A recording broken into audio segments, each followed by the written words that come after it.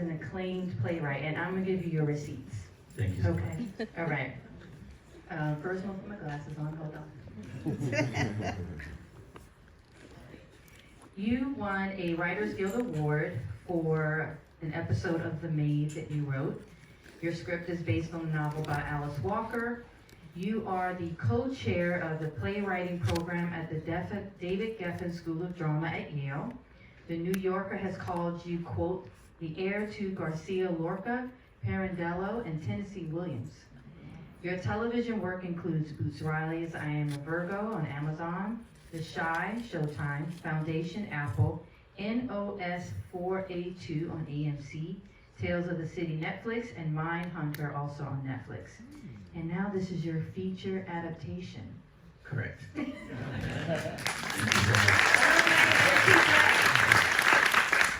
So what, you have been applauded for your original playwright. So what brought you to wanting to adapt such a seminal body of work as The Color Purple? Well, the book changed my life. So when I was 13, there was a family reunion that I attended, and all of the adults watched the film, and the kids were not allowed to watch it. And I remember after the film was over, I saw for the first time all the elders in my family weep and sob. And I thought, that film must have power. So I ran to the library and stole the book, I'm ashamed to say, because we couldn't check the book out. So I stole the book and read it in one sitting, and the book changed my life. Wow. It changed my life. The first two words, Dear God, is probably the most powerful two words to put together. And so the book has always stayed with me. I always call it my best friend. And then I had the great opportunity to interview, and I got the job. Oh, wow. Yes. Have you ever had a chance to meet Alice Walker? I have met Alice Walker a few times via Zoom, because I worked on this during the pandemic. Okay. So what parts of it, how challenging was it? Because you have the book, which is one thing, but then you also had the film that was so moved by you. So what did you knew that you were going, and did you see the play? I did. I saw the musical 13 times. Obsessed with it. So how were you able to put your own voice in it? What was that challenge like? Well, there was two challenges posed to me when I got the job. Was one, they felt like the male characters need to be more complicated, and then also we wanted to go deeper into Celi's imagination. So those two things really excited me the most. And I just drew on, I was raised by Black women.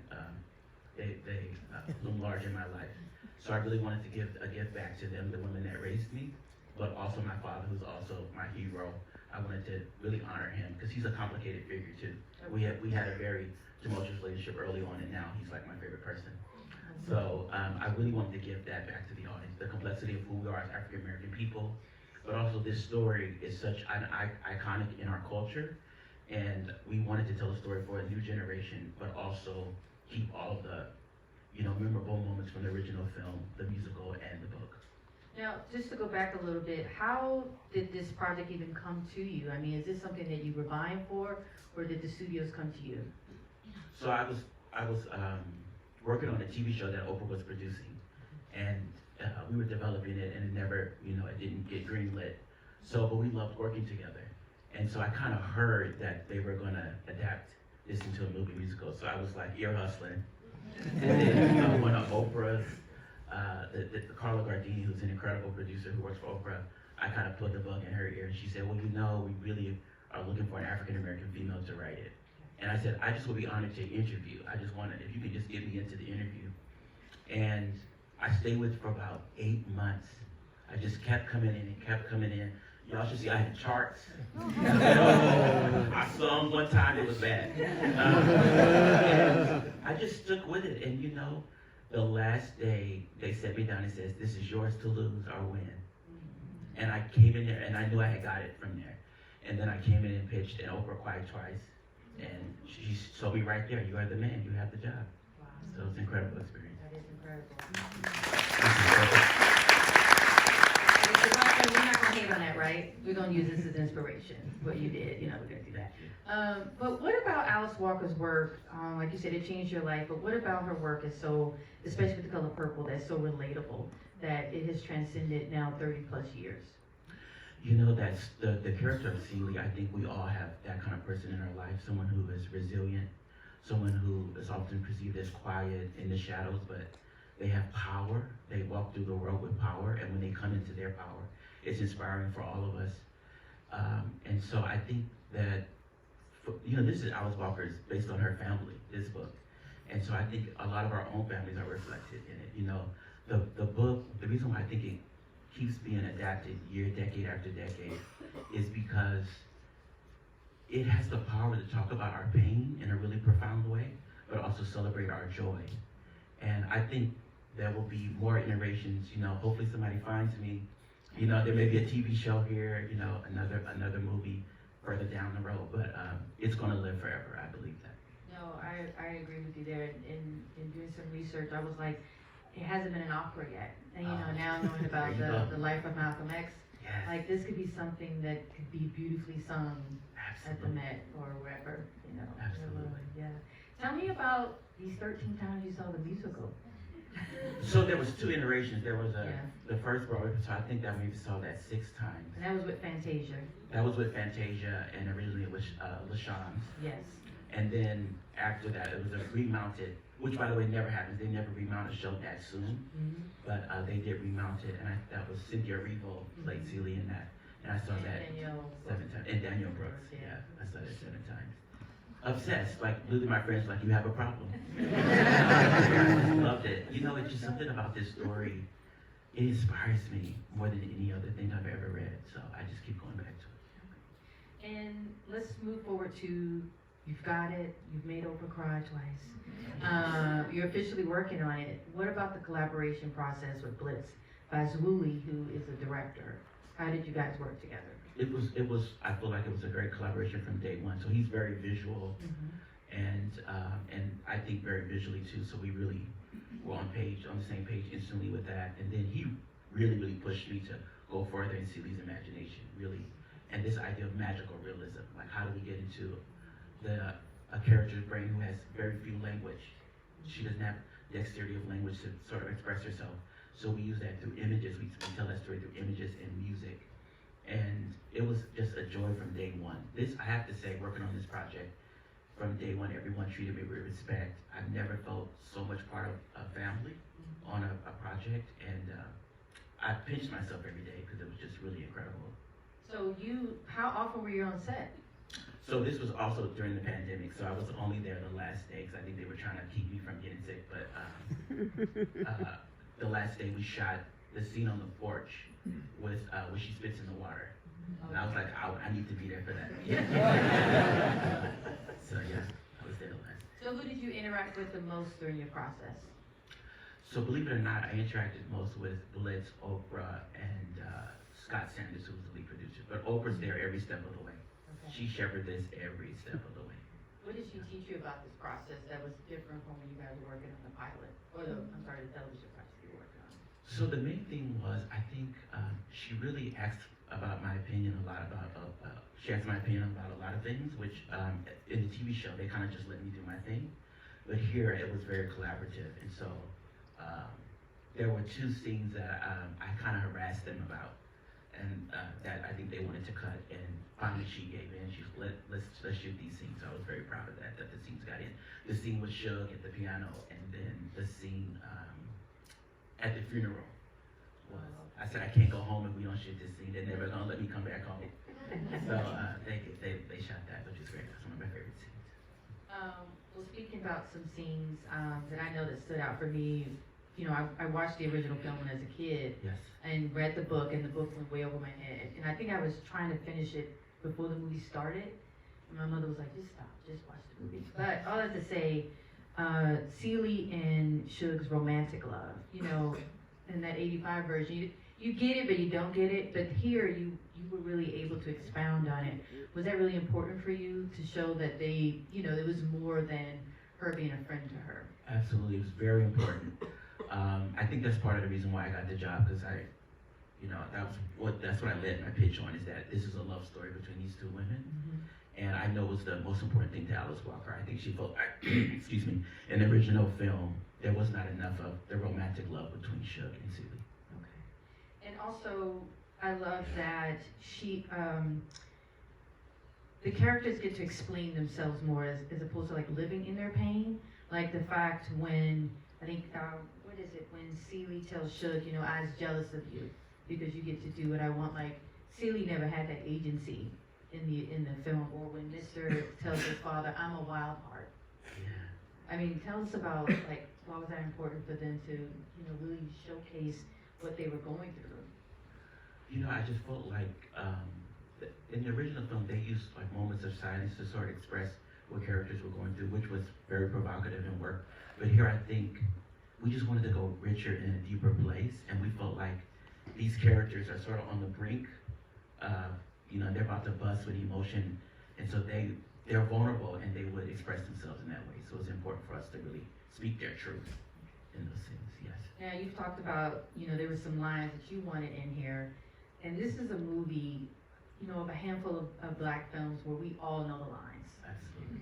So how does that make you feel as a screenwriter that it's not the scenes that are holding us, it's the actual words? I mean, people can recite lines that you wrote back to you. It's powerful. You know, I don't know if there's anything more powerful than that. But I think with this film in particular, you know, I'll be real honest, I went online and there's a website that has all the iconic lines. I just put them in there. That's the first thing I did. People walk down the street and not be attacked. So I put everything in there. That was the first draft. But so there was that, and then there's the moment where Celie curses Mr. and there's power in that, right? Yeah. She's able to actually, you know, use her power and come into her power in a real way. Yeah. And words do that. You know, like I said earlier with Dear God means God is dear. Dear God means if you're reading it, she's talking to you. Yeah. So the God within you. Like that Dear God keeps flipping in different ways. And Alice Walker just understands how words are like living things, right? And that they have power. I remember years ago when I saw Color Purple with Cynthia Erivo and Daniel Brooks, and Daniel Brooks said she tattooed Dear God. I think all of them did. I think all of them had to tattoo Dear God on them after that. One more thing about language here is, I love the line, one of my favorite lines is when Suge says, you know, to walk past the color purple and you ignore. What are some things that you can't ignore in your life or when it comes to your work? I can't ignore that. I think my work has to be about healing. So I definitely try not to ignore that. And joy. I try not to ignore that. But the most important thing is the truth. That all work, all art should speak some form of truth. And are there some things that did not hold up in this new version or in 2023 versus 1985? You and I were talking backstage, you know, it seems clear that Suge will not call Celie ugly, which is a line that we know so well. But what were there some other things that just didn't translate for now? So the note I kept getting, which I really respect, was that the violence can be inferred, that the physical violence, you know, obviously there are moments in the film, but there was a lot more, and we cut them because we felt like it's almost more powerful. We can imagine, you know, and obviously a lot of us seen the original film, and so we know what happens to her. So we really were very strategic about where we placed those, and we also were very strategic about moments where there was music and moments where there were humor. That we really tried to balance all of those things. And did any of the actors, particularly the men in the film, were there instances where, you know, it was a challenge for them to portray these, you know, at times horrible men, these horrible characters? Yeah, very much so. There was a lot of conversation around, can we put more here? What can we do that is not on the page in terms of dialogue? You know, and so you see that in moments, especially with Mr. as a character, you know, he falls on the ground. That was something I think we all created together because there was an entire scene actually that I wrote where his ancestors come back and visit him and they're on the ground and they talk about the curse. So there was a whole scene there, and then we decided, let's cut back on that and just have him on the ground on the land. Were there other things that didn't make the film that you, like, I know you fought for two scenes, but were there other things where you like, I really wish this was in there? You know, one of the things that I thought I would miss was in the musical, there is a chorus. There was a chorus of church ladies that are gospel. And I grew up, my father's a pastor, so I grew up in the church. So this is why I'm seeing it 13 times, right? And so when I wrote the script, they were prominent and they had sort of a narrative role. And then when we cut back on that, it's almost like they're there, you can feel them, but it's larger, right? It's the entire community is present. And one of the profound things I think also by cutting back on them is now I begin to understand why these things were allowed to happen to Celie, because he removed her from the community. Mr. removed her, so that feels very right. One other thing I appreciated about this version is the scenery. Yes. And if, you know, it was lost on me, they were set in the Gullah Islands. Yes. So where is that filmed? It's filmed in Atlanta, Savannah, and the outskirts of Atlanta. Oh, wow. Oh yeah. And I mean, the film actors, they were like really precious about everything. Like if you saw sunlight, that was real sunlight. Everything had to be real. And so I felt like the film had to be near the ocean because I wanted to see Celie looking across the Atlantic toward Africa, toward Nettie. So that's why I placed it there. Now let's get into some of the characters and the Yes, actors. Taraji P. Henson. Oh man, I mean, but okay, incredible. tell me what was it like working with her? I mean, I know you only had your one day on set, but Yeah. I mean, were there times with... Well, you know, my first interaction with her was she came in completely off book and sung that Push the Button, and right in like perfect key, perfect pitch, everything a cappella. What? Blown away, and everybody looked at each other like, well, she's cast. So that was my first interaction. She's incredible. And what about Danielle Brooks? Danielle Brooks is actually an old friend of mine. I've known her for years, and she just like brought all these layers to that role. I mean, she really is the consummate actor, and I'm so proud of her. All right, this is something I thought, and if anybody here tells Oprah, I swear to God, I'm gonna come for y'all. But what I appreciate about Danielle Brooks' performance, because we all know that was Oprah's first role, right? But Oprah killed it, but Danielle kills it. You really are like, oh, she's Sophia. She's Sophia. She's Sophia. Yeah. How proud is she? I saw the clip she shared. Her daughter watched her. Yeah, at the movie theater. Oh, that's beautiful. Yes. Corey Hawkins. Wow. That man. Yeah. Also brought so much joy to Harpo, right? So the big note with Harpo was he had to represent the new man, right? He is not going to follow in the footsteps of his father.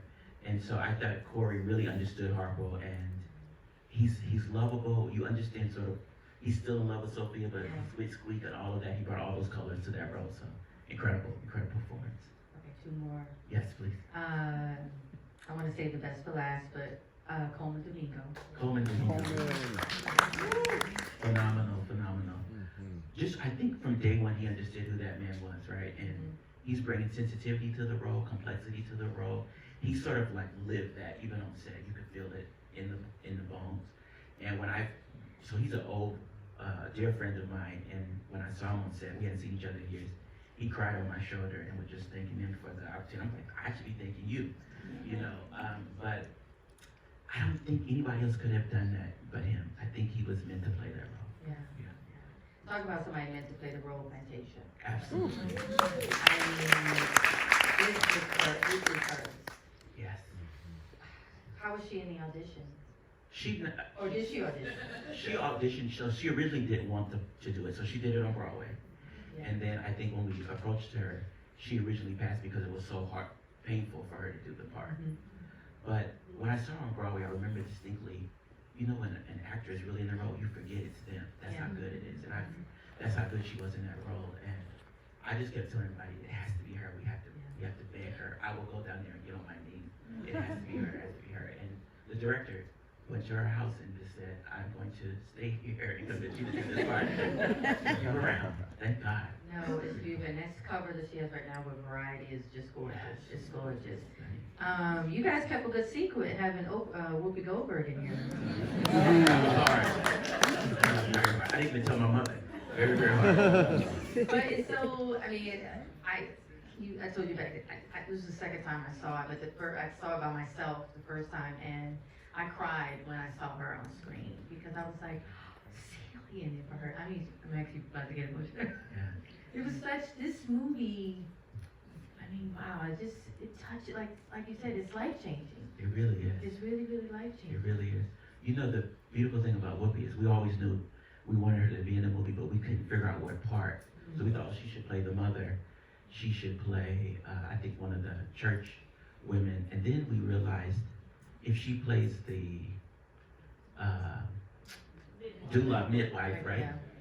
Then it's like her passing on the torch Yes. to Celie. And so It was perfect. Yeah. It was Yeah. perfect. It was perfect. And Dion Cole, was that Dion Cole? That was Dion Cole. Yes. Yes. A phenomenal actor. Also a very kind guy, very, very smart. Looking back through how many times have you seen the film now? Oh, 6 times. Yeah. What is your favorite? What is my Your favorite part, favorite scene? I really love the washerwomen and the choreography and the washerwomen in that scene. Something about that is super provocative. Yeah, Tima Robinson did the choreography. Yeah. Okay, my favorite scene is the scene in the ale house where they're playing dominoes. That entire scene. Yes. I'm very proud of that scene. And Lou Gossett Jr.? Lou Gossett Jr. There was a great scene we ended up cutting, but there was this. So when my last day on set, we're shooting this scene, and a goat walks by. Because again, they're using all real. Yeah. Everything was real, right? And so a goat walks by, and then he breaks character and tells the goat to shut up. The goat shuts up, and he goes right back into the scene. I wish they kept that. It was phenomenal. Looking over the movie and your process in coming to it and working on it, like, could you tell us, like, what are 3 things that you really wanted this movie to have that you had a hand in creating? Number 1, I really wanted the love story between Shook to Celie to be paramount. I didn't want it to feel like we were like brushing over the fact that these 2 women are lesbians or in love. Secondly, I wanted to show the complexities of the community, that there are people of different classes, that this is a man who owns land during this period, which was very rare, right? And he has people that sharecroppers that work for him. And then we also want to show class, like so Shook, when you go to Memphis, you see this beautiful home she lives in. And so we really want to show that. Where is that house side of? It's in Memphis. Is it Memphis? Yes. Yeah. No, you could really rent it and throw parties. I'll give you the address. Okay. No, so are you proud? I have never been prouder of a piece of art in my life than this.